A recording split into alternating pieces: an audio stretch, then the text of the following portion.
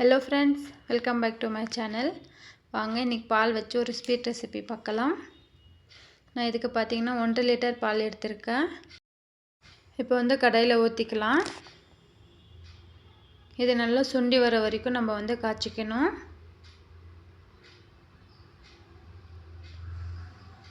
ஆடையெல்லாம் எடுத்து உள்ளே விட்டுக்கோங்க. நல்லா ஹை ஃப்ளேமில் வச்சு நல்லா சுண்ட காய்ச்சிக்கோங்க. இந்த பாலாடையெல்லாம் எடுத்து உள்ளே விட்டுக்கோங்க. அதுக்கு செய்கிறதுக்கு பார்த்திங்கன்னா ஒரு 1 ஹவர் கிட்ட ஆகிடும். ஏன்னா பால் பார்த்திங்கன்னா நல்லா சுண்டி வரணும். அதனால் இப்போ பாருங்கள், ஆடையெல்லாம் எடுத்து உள்ளே விட்டுருக்கேன். இப்போ பார்த்திங்கன்னா பாதி அளவுக்கு நல்லாவே சுண்டி வந்திருக்கு. இப்போ இது கூட பார்த்திங்கன்னா நான் ஒரு 2 ஸ்பூன் அளவுக்கு கார்ன்ஃப்ளவர் மாவு எடுத்திருக்கேன். இதில் இப்போ கொஞ்சமாக தண்ணி விட்டு நல்லா மிக்ஸ் பண்ணிக்கலாம். நல்லா கட்டி எதுவும் இல்லாமல் நல்லா மிக்ஸ் பண்ணிக்கோங்க. இப்போ இது நம்ம பாலில் சேர்த்துக்கலாம். இது பார்த்திங்கன்னா ஜெல்லி மாதிரி இருக்கும். அவ்வளோ டேஸ்ட்டாக இருக்கும். வாயில் வச்சுட்டு அப்படியே கரைஞ்சி போயிடும். ரொம்பவே டேஸ்ட்டாக இருக்கும். இப்போ பாருங்கள், நான் கார்ன்ஃப்ளவர் மாவு இது கூட சேர்த்துக்கிறேன். இப்போ நல்லா மிக்ஸ் பண்ணிக்கலாம். உங்களுக்கு பார்த்திங்கன்னா நல்லா ஜெல்லி மாதிரி வரும். அது வரைக்கும் நல்லா சுண்ட காய்ச்சிக்கணும். நல்லா மிக்ஸ் பண்ணிகிட்டே இருங்க. அப்போ அது அடி பிடிக்காமல் இருக்கும். இப்போ பாருங்கள், பாதி அளவுக்கு நல்லாவே சுண்டி வந்திருக்கு. பாருங்கள், நல்லா கொஞ்சம் திக்காகவும் ஆயிருக்கு. நல்லா அடி பிடிக்காமல் மிக்ஸ் பண்ணிகிட்டே இருங்க. மீடியம் ஃப்ளேமில் வச்சுக்கிட்டிங்கன்னா கொஞ்சம் கரெக்டாக இருக்கும். இப்போ இது கூட பார்த்திங்கன்னா ஏலக்காய் தூள் போட்டுக்கிறேன். நான் ஏலக்காய்க்குள்ளே இருக்கிற விதை மட்டும் போட்டிருக்கேன். இப்போ இதை நல்லா மிக்ஸ் பண்ணிக்கலாம். ஃப்ளேம் பார்த்திங்கன்னா மீடியம் ஹை ஃப்ளேமில் வச்சுக்கோங்க. அப்போ தான் கரெக்டாக இருக்கும். இல்லைன்னா ரொம்ப தீஞ்சிடும்.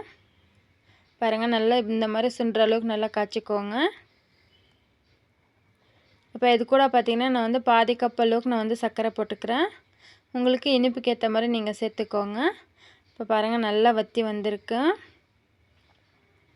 பாருங்கள், பார்க்கவே ரொம்ப சூப்பராக இருக்குது. ரொம்ப க்ரீமியாக இருக்கும் சாப்பிட்றதுக்கு. இது கூட பார்த்திங்கன்னா நான் ஒரு அரை கப் அளவுக்கு நான் சர்க்கரை போட்டுக்கிறேன். உங்களுக்கு இனிப்புக்கு ஏற்ற மாதிரி நீங்கள் போட்டுக்கோங்க. என்னோடய சேனல் உங்களுக்கு பிடிச்சிருந்துச்சுன்னா ப்ளீஸ் சப்ஸ்கிரைப் பண்ணிக்கோங்க. நீங்கள் சப்ஸ்கிரைப் பண்ணால் தான் நான் எப்போல்லாம் வீடியோஸ் அப்லோட் பண்ணேன்னா அப்போல்லாம் உங்களுக்கு நோட்டிஃபிகேஷனில் வரும். என்னோடய வீடியோஸ் உங்களுக்கு பிடிச்சிருந்துச்சுன்னா ப்ளீஸ் லைக் பண்ணிக்கோங்க. பாருங்கள், இப்போ சர்க்கரை போட்டதை நல்லா மிக்ஸ் பண்ணிக்கோங்க. நீங்கள் சர்க்கரை போட்டதுமே கொஞ்சம் இலகி வரும். நீங்கள் கிண்டிகிட்டே இருந்தீங்கன்னா நல்லா திக்காகிடும். பாருங்கள், பார்க்கவே எவ்வளோ ஜூஸியாக இருக்குன்னுட்டு. இப்போ பாருங்கள், நல்லா சுண்டி வந்திருக்கு. இப்போ நான் ஸ்டவ் ஆஃப் பண்ணிக்கிறேன். இப்போ இதை ஒரு பாத்திரத்தில் பார்த்திங்கன்னா நான் நெய் அப்ளை பண்ணியிருக்கேன். நெய் அப்ளை பண்ணி வச்சுருக்கேன். இதில் நான் சேர்த்துக்கிறேன். இப்போ இதை நான் ஊற்றிக்கிறேன். இதில் நீங்கள் பார்த்திங்கன்னா ஒரு அகலமான தட்டில் கூட ஊற்றிட்டு நீங்கள் செட் பண்ணிக்கோங்க.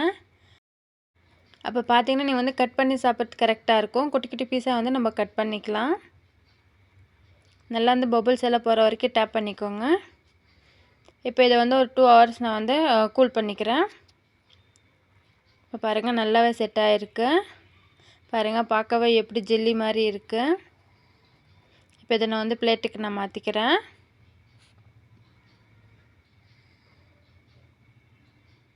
நீங்கள் எதுவுமே தட்டவே தேவையில்ல, அப்படியே ஜெல்லி மாதிரி அழகாக வந்துடும். பாருங்கள், பார்க்கவே எவ்வளோ சூப்பராக இருக்குன்னுட்டு. பார்த்திங்கன்னா நல்லா ஜெல்லி மாதிரி இருக்கும். வாயில் வச்சது அப்படியே கரைஞ்சி போயிடும். கண்டிப்பாக ஒரு வாட்டியாச்சும் ட்ரை பண்ணுங்கள். இங்கே பாருங்கள், எவ்வளோ ஷேக் பண்ண இப்படி ஆடுதுன்னுட்டு. ரொம்ப ஜெல்லியாக இருக்கும். இங்கே பாருங்கள், கட் பண்ணுறதுக்கு எவ்வளோ சாஃப்டாக இருக்குன்னுட்டு. ஒரு வாட்டியாச்சும் ட்ரை பண்ணுங்கள் ஃப்ரெண்ட்ஸ். ஓகே ஃப்ரெண்ட்ஸ், நெக்ஸ்ட் வீடியோவில் பார்க்குறேன். பாய்.